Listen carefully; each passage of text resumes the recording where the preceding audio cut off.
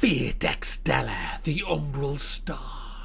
Is it worth a buy? Let's read the words of the developer. In the digital realm of Seraph, the Holy Grail War is over, but the land's new ruler faces challenges and threats from all sides. Experience lightning-fast battlefield action across an epic story. The Umbral Star brings together renowned scenario writer Nasu Kinoko and creator Takashi Takenacha and character design Aroko Wada, a Type Moon original music soundtrack and accompanying Japanese language voice acting provided by the likes of Sakura Tanja, Mamiko Toto, Ayako Kawasamakao and Rumo Akotobo, Maya Sakamoto and many more characters from Fate, Stay Night, Fate, get on with it. Yes guys, this is a console only game. It's out on the PlayStation 4 and I was given a copy off the developers. Thank you very much for that. And I wanted to make 2017 a bit different to 2016 and 2015 and 2014 by, you know, not alienating our console brothers. We're going to do more console games in 2017 than ever before.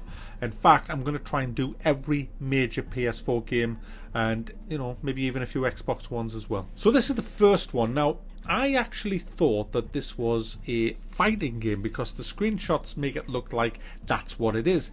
And that's why I accepted the copy that I was offered from the developer. And I got a bit of a shock when I realized that it's not actually a fighting game. It's just a giant sack of shit. It was quite a shock to me. Basically, what you have to get is, I'm not an anime fan, but that doesn't mean to say that I don't like anime games. I mean, I absolutely loved Earth Defense Force 4.1 on the PS4. And I'm going to review the PC version of that soon as well. I love that game. Fabulous. So, you know, that proves that A, I'm not biased against consoles, and B, I'm not biased against anime games. If a game is good and a game is fun, I will thumb it up. It's as simple as that. I mean, that's what this channel is all about. It isn't a biased channel. It's got nothing against third-person games. I've thumbed up shit tons of third-person games. It's gotta be fun. If the game is fun and the game is good, I'll thumb it up and give it a rip-roaring review. It's as simple as that. And if the game is bad, then God help it.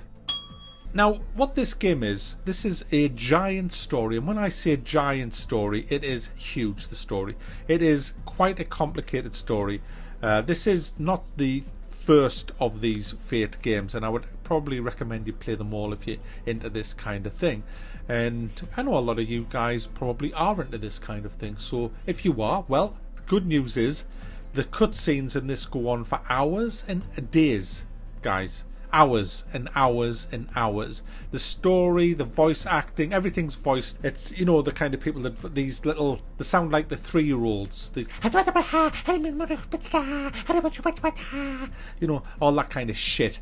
So if you're into that, that's fine. Lots of little girls dressed up with large breasts that they look about 6-year-old but with huge double D cups. A lot of that going on. Skimpy outfits. It's got all of that you expect from an anime type of game. Now, I'm not knocking that. If you're into that, if that's the bag you're into, well, you know. The story didn't get me. The characters didn't get me. And there's about 15 to 20, I think, that you can play with all different skill sets. What's the combat like? What is the combat like? The combat has to be good. Unfortunately, the combat is about as much fun as having your balls tightened in a hot molten vice. It is so easy, this game. The combat is so dumbed down. I'll tell you how bad it is. I was actually looking out the window watching the birds feeding whilst I was clearing a zone in one of the levels. It didn't matter which way I was facing. I just, you know, randomly twisted the thumbstick and spammed the button. There's 2 buttons, guys. Your attacks are controlled by 2 buttons. 2 buttons. You know, square, square, square, triangle, square, triangle, triangle, triangle, square, triangle, triangle, square, square, square, triangle. It's that kind of shit, and you can jump. You can jump up in the air and press another one, and that'll give you another attack. And there's a screen full of enemies, hundreds and hundreds of enemies on the screen that do nothing. pretty much nothing. And I've played this on easy, medium and hard, and you're just running through all the enemies. They may as well not even exist. They're just kind of a distraction to you, all these hundreds and hundreds of enemies, because the only ones you're interested in is the ones that have a label above their head as an infiltrator, I think, or an invader. And what they do is they're taking over the zone, and you are timed to take them down. And if you don't take them down fast enough, they will take over the zone.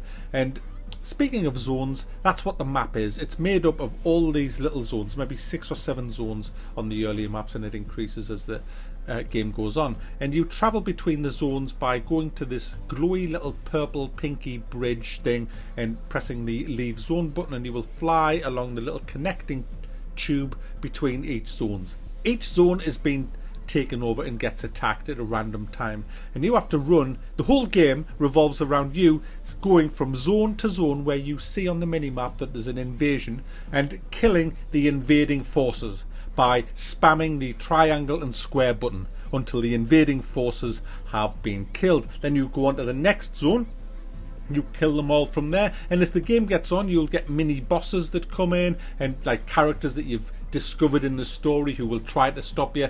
And guess how you kill them? Exactly the same way. You just spam the 2 buttons all the time until they die.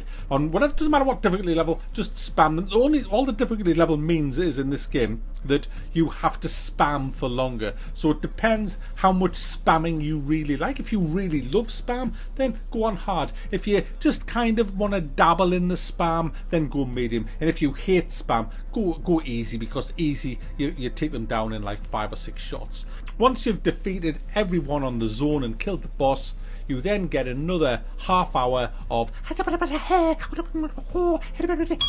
story as you get introduced to new characters, and the story gets deeper and deeper and thickens as the plot just kind of was losing me after a bloody couple of hours. It's just insanely all over the place, but it's probably a great story if you're into this kind of stuff. And then you get another map with more little zones that you go around killing the invaders and ignoring the hundreds of other things. And that's the game. That's the game for $49.99, guys. 49. I need the stunt bell. I need the stunt.